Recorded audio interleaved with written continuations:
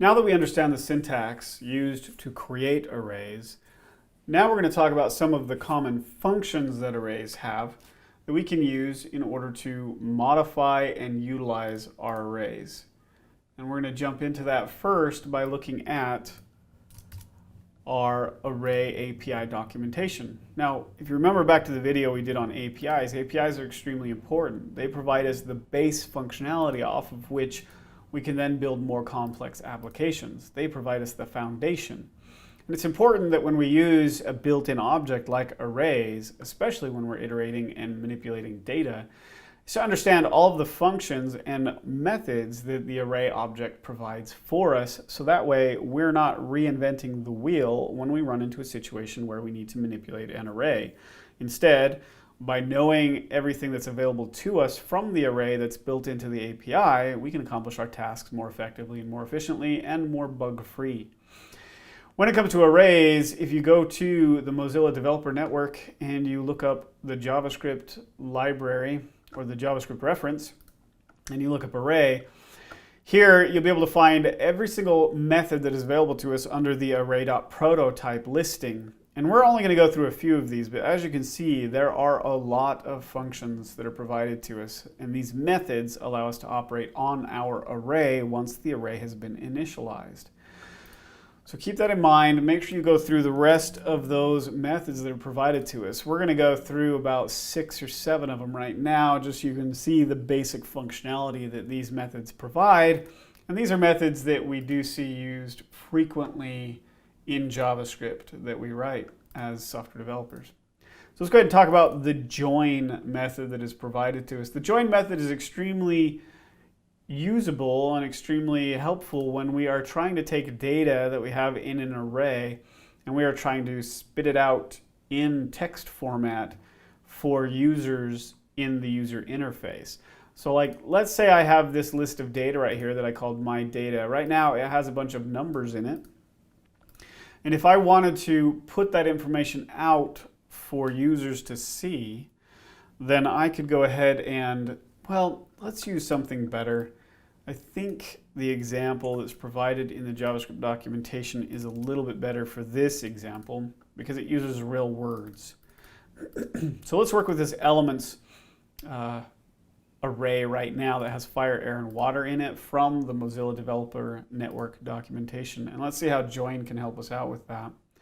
Join, all it really does is creates a text version of what we have in there. It takes all of the elements that we have at each index in the array, joins them together, and gives us back a string. So let's go ahead and do let elements joined. So that's going to be my variable that holds the results of this. And we're going to do elements.join on that particular array. And now when we do a console.log on that, and we put out the elements join to the console, let's go ahead and run that. We should see fire, comma, air, comma, water. So it automatically does a comma delimited string for us when we do that. Another cool thing about the join function is that by passing a parameter here, we can actually specify how we want things separated. So if I do an empty string, and we rerun this, instead of comma delimited, you'll see that they all are right up against each other. If I add a space in there, we should see a space between each word. If I wanted to do a space dash space, I can also do that and run it, and we'll see spaces in there. So it allows us to do all kinds of things in order to have output of an array in the form of a string. And most of the time we do that for output to the user in our HTML. So there's join for you. Join is pretty simple, pretty useful, and we can use that anytime we'd like to in order to present information to the user in string format using the right, or I guess using the separators that we enjoy. So let's go ahead and talk about pop. So pop, it removes the last element of the array and returns that element to whoever called it. Now, this is a destructive method, meaning that when you do this, it really does actually affect the array that you're working with. And removes an actual element from the back end of the array. So let's go ahead and use the myDataArray. Let's go ahead and do a pop on it and see what happens. So let's capture the element that we're popping off. So let captured element equal, and let's just use our elements array that we've been using. So elements dot pop, and then let's go ahead and let's do a console.log on the captured element. Let's do it on the elements array, and let's do one just, let's do one just before we do the pop so we can see the changes that happen. And then let's do this one after we show what happens to the array, just so we can see the difference. So let's go ahead and run this. And we'll see our array has 3 items in it. It has fire, air, and water. Then we execute the captured element and we do elements.pop. And we'll see that our array now only has 2 items in it. It has fire and air. And we have the element that was removed captured. So we've got it sitting here inside of this reference right here, this captured element. And so we still have it. We haven't lost it. We still have it. Which means we could, if we had a different array that we wanted to add it to, we could move it over to that array. So let's go ahead and try that.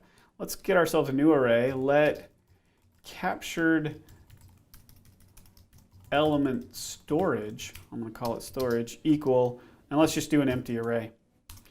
And then we're going to go ahead and do, on this, let's do push. This is an easy way to learn push. Let's take our empty captured element array down here, and then we're going to go ahead and we're going to perform a push on it, and we're going to push the captured element from the other array onto this array. So let's do that really quick. Let's do captured element storage, and we're going to do a dot push, and we're going to pass it that captured element. So that way we don't lose that element, we just have it in a different array. And let's do a console.log on our elements array, and then let's do a console.log on our captured element storage array, and then let's go ahead and see what we get out of that. Let's comment these ones out so they're not confusing our output. And let's go ahead and run it really quick. So here we've got our fire array where we removed the water when we did our pop. Right here we popped the element off, captured it, so we didn't lose it permanently.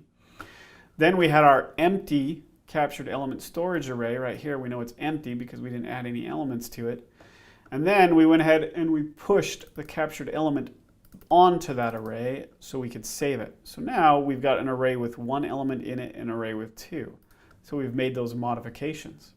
So you can see that pop removes the last element, push puts a new element on. Now push actually puts it to the end of the array. So let's go ahead and let's add an element here so we can see that it actually adds it to the end of the array instead of adding it to the first. And so we've already got water, fire, air. We got fire, air, water. Let's add earth.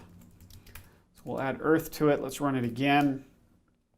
Now we see earth right here in our array order. Earth is at index 0, water is at index 1, and that's because water was added to the end of the existing array. So now we can see how that impacts an array with existing elements in it. It always puts it to the end. And same thing with the pop. We see that it pulled water off the end. So just keep in mind that push and pop both affect the end of your array as you are manipulating that array. So now we're going to move to the shift method. So shift removes the first element of an array and returns that removed element, and it modifies the length of the array, which means it is also a destructive function. So here we've got our 2 arrays, fire, air, earth, and water. Let's say that we want to put earth back into our original array. So let's capture it. So we're just going to reuse captured element. We're going to reuse that variable. And we're going to go ahead and pull earth off of that second array, the captured element storage. And we're going to do a dot shift on it, which should give us back the first element instead of the last, which means instead of water, we should be getting earth back. And then we're going to go ahead and we are going to push it using that same method we just learned. We're going to push it back onto our elements array. So elements dot push, and we're going to go ahead and push that captured element back onto that array in order to reorder it. So let's go ahead and see what our two arrays look like now after we've done a little bit of manipulation using both push and shift. Let's go ahead and execute it. Here we can see fire, air, earth, water. Now we've got fire, air, earth. As you can see, the shift pulled the first one off, and then we added it as the last one using push onto this array. Now we're just left with water.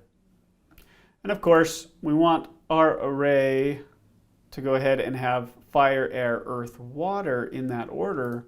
So let's go ahead and do that one more time. Let's grab this. Let's just repeat it really quick. And this time, because we've already shifted, we should be able to move water back on, and our captured element storage array should now be empty once we run it. Here we go, fire, air, earth, and water, and we've shifted off elements off of this array back into our original array. We just kind of did reordering of that array using a storage array, and then using our push and shift, and we could have used pop as well if we needed something from the end of the array in order to manipulate that array and rearrange it. So now let's jump onto index of. Index of is extremely useful because index of pretty much allows us to figure out where something is in our array so that we can manipulate it. In other words, it handles going through everything in the array and trying to see if it can find a match and then letting us know where it is in the array.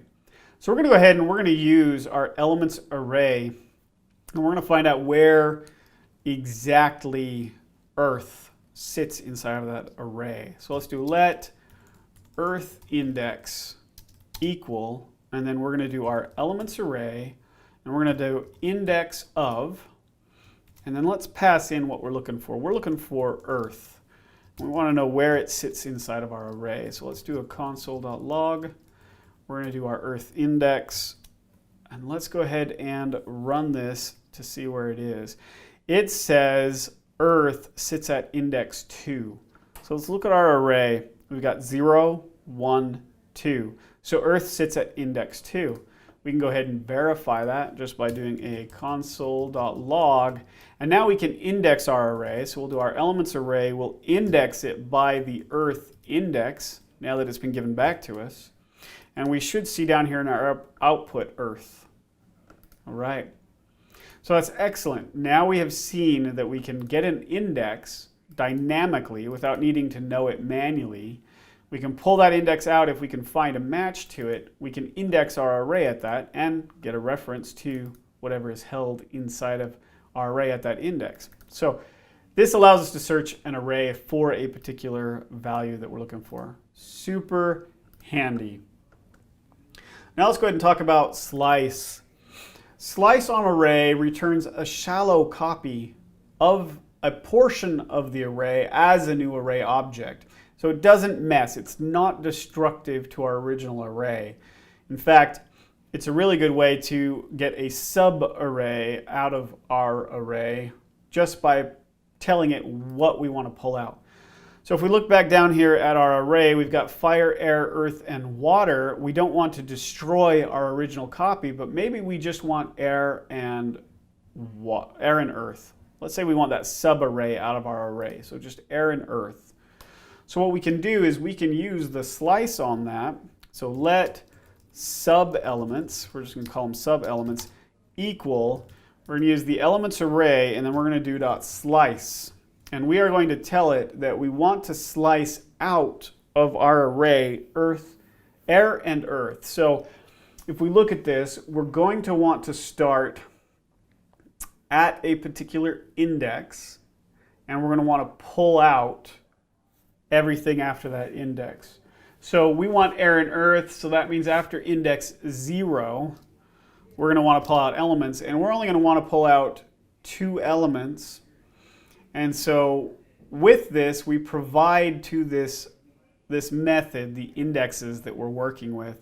So we're going to start at 0, and then we're going to go 2 spaces. So that's 0, 1, 2. So maybe it's index 2. And then let's go ahead and do a console.log of the sub elements. And let's see what we actually got back.